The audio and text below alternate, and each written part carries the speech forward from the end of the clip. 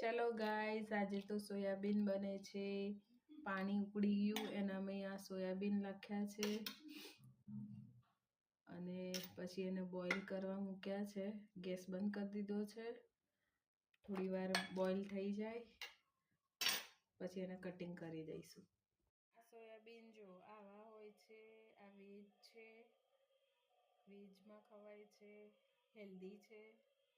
જે નોનવેજ ના खाता હોય એની માટે સારા છે। પછી આમાં જો આ ગ્રેવી બનાવવાની છે, એમાં ડુંગળી, મરચાં, થોડી લસણ લીધી છે અને લાસ્ટમાં આપણે ટામેટું નાખીશું।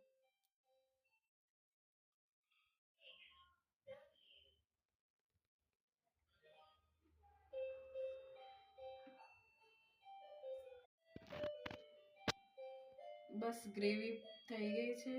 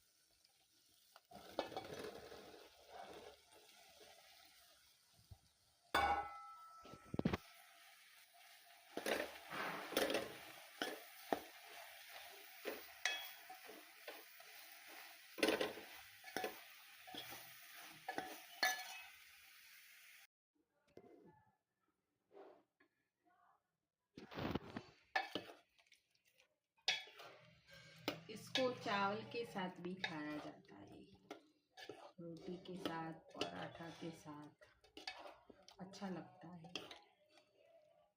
मजा આવે। चलो सब्जी થઈ ગઈ છે, ઓલમોસ્ટ રેડી। અને અમે કોથમીર નાખીએ, મિક્સ કરી દઉં છું। કોમેન્ટ કરજો કઈ કઈ સિટીમાં તમે જોવો છો અને આના ત્યાં આ સબ્જીને તમે શું કહો છો।